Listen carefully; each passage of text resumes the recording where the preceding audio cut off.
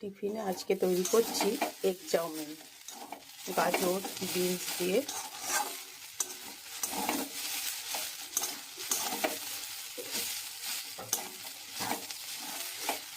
দেখতে যেমন হয়েছে খেতেও আশা করি দারুণ হবে।